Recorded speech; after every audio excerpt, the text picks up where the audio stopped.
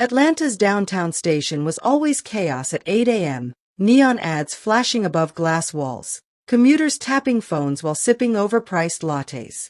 Aaliyah Brooks hurried down the escalator, her black leather tote slung over one shoulder, laptop inside, sketches for her big design pitch clipped in a folder.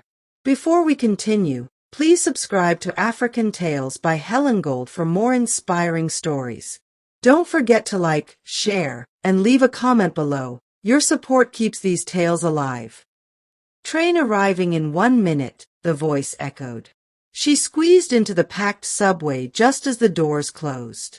Across the aisle sat Marcus Hill, a tall, quiet man with a camera bag that looked almost identical to hers. Black, worn leather, silver buckle, sturdy strap.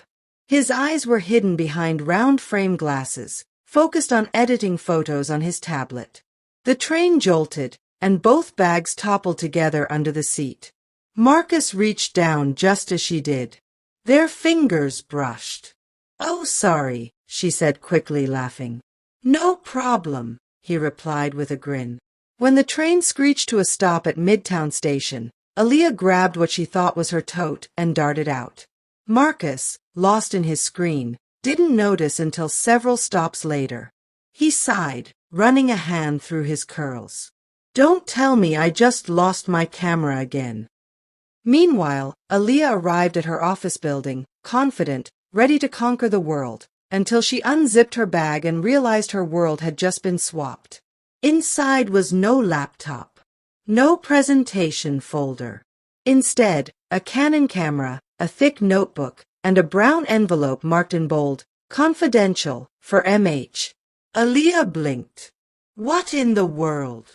Her co-worker Tasha walked by sipping her smoothie. "Girl, you look like you just saw a ghost." "I think I took the wrong bag on the train." Tasha leaned in. "Please tell me it's full of money." "Worse. It's full of secrets." Across town, Marcus sat at a coffee shop checking his bag, expecting to pull out his camera. Instead, a MacBook, makeup pouch, and planner that read Aaliyah Brooks' designs. "Oh, you've got to be kidding me." He flipped through her planner and found a business card neatly tucked inside. "At least she's organized." He called the number. When Aaliyah answered, her voice was half panic, half relief. "Please tell me you're the person who owns a Canon and a mysterious envelope." "That's me," Marcus laughed. "And you have my livelihood. Meet at Midtown Coffee House in 30. "Make it 20, she said, already grabbing her coat. Midtown Coffee House was cozy, filled with chatter and the smell of cinnamon. Aaliyah spotted Marcus instantly. Tall, brown-skinned, simple hoodie, camera strap around his neck even without the camera. "You must be Marcus Hill," she said. "And you must be the bag thief," he teased. They both laughed, shaking hands. She placed the tote on the table. "Yours. Safe and sound." "And yours," he said, sliding her bag toward her. "Next time," she joked, "let's not match accessories." "Deal. Although I don't usually meet beautiful strangers through accidents." She rolled her eyes but smiled. Smooth talker. As they chatted briefly, Aaliyah noticed the corner of the confidential envelope peeking from his bag again. For a split second, she wondered what was inside. Marcus noticed her glance but said nothing. When they parted, something unexplainable lingered, that spark of curiosity in fate's mischievous hand. That night, Aaliyah sat on her couch, scrolling through her phone, her mind miles away. She couldn't stop replaying the meeting. Who was Marcus Hill, really? Why was he carrying something marked confidential? Her best friend Tasha FaceTimed her. "Girl, you smiling like somebody's son just texted you." Aaliyah laughed. "Nothing like that. Just had a weird day." "Weird or destiny?" Tasha teased. "Don't act like that bag swap didn't shake something loose." Meanwhile, Marcus sat in his studio apartment filled with photo prints and lenses. He opened his laptop, pulled up Aaliyah's portfolio from her business card, and whistled softly. She's good. He scrolled through her work. Bold colors, culture, identity. The kind of design that had heart. He smiled. Maybe the universe did know what it was doing. 3 days later, Aaliyah's phone buzzed. Marcus, you left a USB drive in my bag pocket. Want me to drop it off? Aaliyah, or maybe we could meet again? They met at the same cafe. This time, it felt different, easier. Marcus handed her the drive. You've got talent, he said softly. I saw your work online. She blushed. Stalker much? Researcher, he corrected. I only stalk good art. They talked for hours about creativity, race, purpose, and survival in a city that moved too fast. Atlanta's loud, Aaliyah said. Everyone's chasing something. Maybe some of us are just trying not to lose ourselves while chasing it, he replied. When they finally left, rain was falling softly. He walked her to her car, umbrella in hand. Thanks for bringing the drive, she said.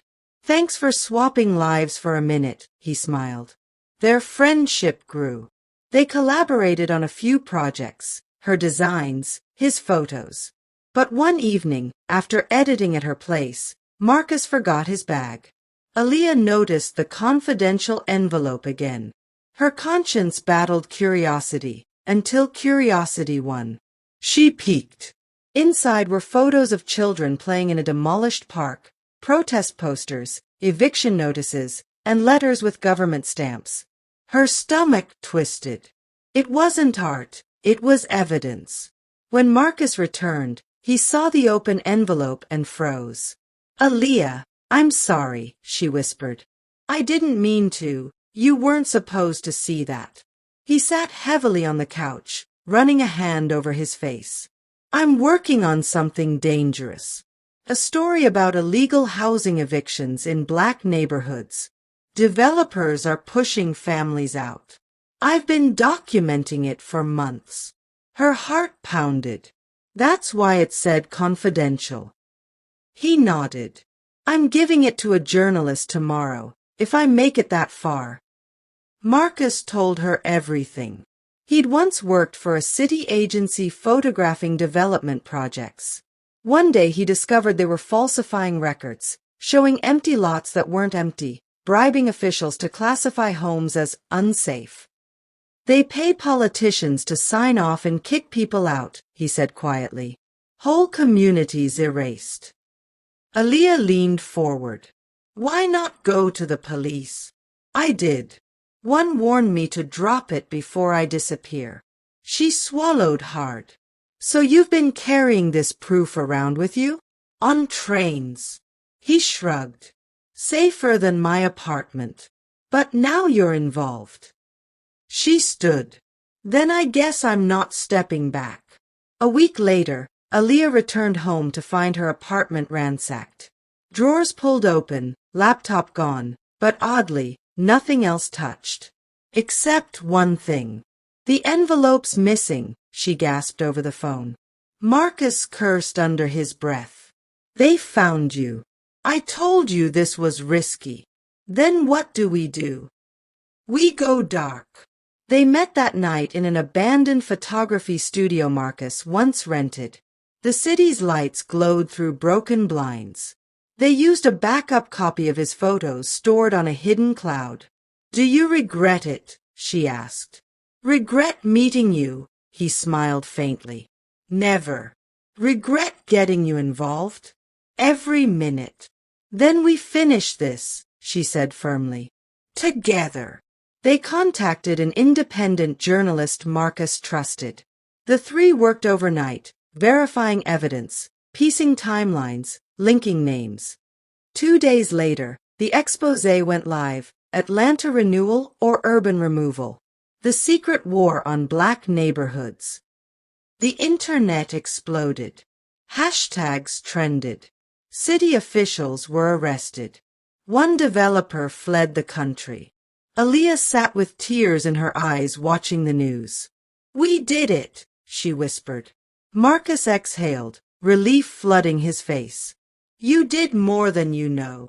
Her designs, used in the awareness campaign, went viral. Suddenly, brands called her for partnerships.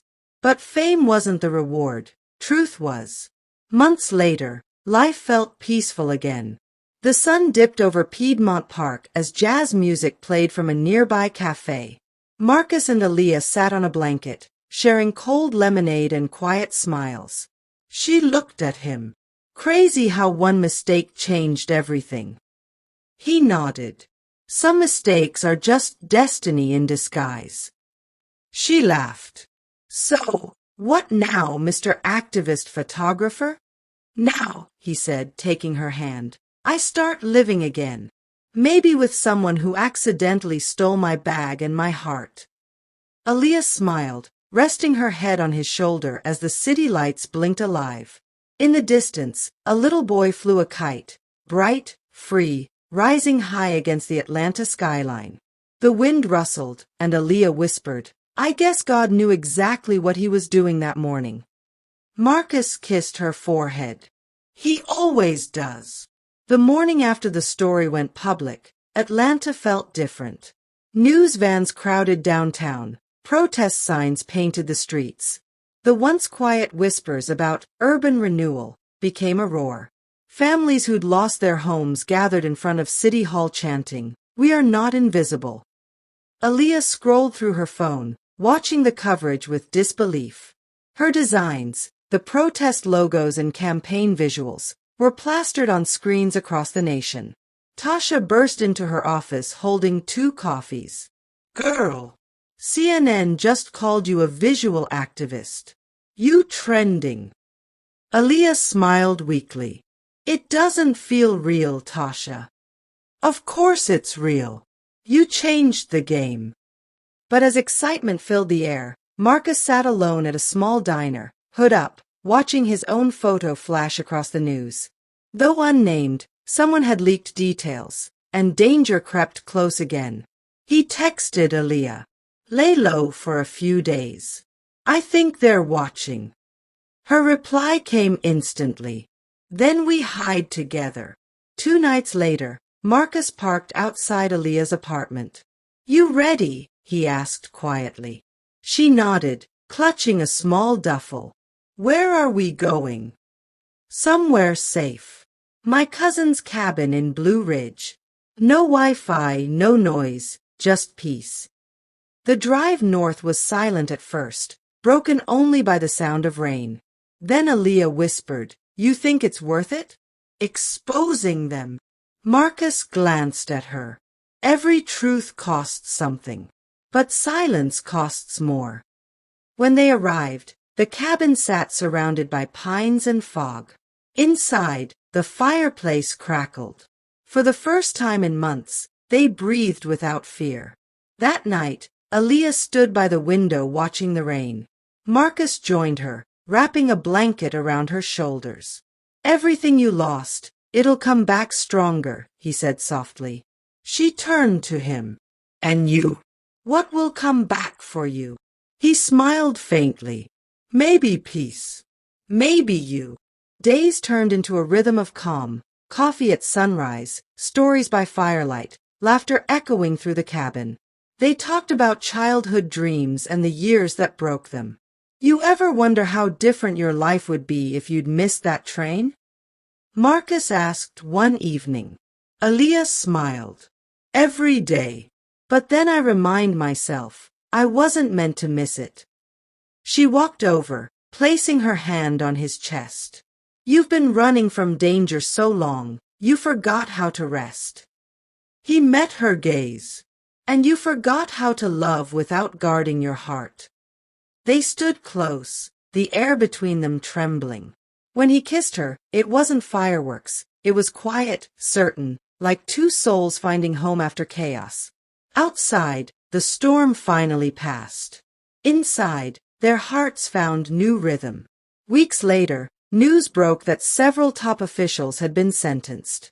The case had changed national housing policy. Marcus's work was now cited in documentaries and legal reforms. When they returned to Atlanta, they were different, calmer, wiser. At her new studio launch, Aaliyah showcased a collection called Rooted, digital art inspired by lost neighborhoods and rebirth. Her speech ended with words that made the audience tear up. Sometimes we lose things, homes, hope, even safety. But sometimes we gain the people meant to rebuild us. Marcus stood in the crowd, clapping proudly. After the event, he walked up with flowers. "You were amazing." She grinned. "I had a great muse." He chuckled. "You mean the guy with the swapped bag and bad luck?" "Exactly," she laughed. "Except the bad luck turned into destiny." Months later, as life settled, Marcus gifted her a small black leather tote, identical to the one that started it all. She looked at it, smiling. "You didn't." "Oh, I did," he said. "Except this time, open it." Inside was a framed photo, the first picture they took together, laughing over coffee.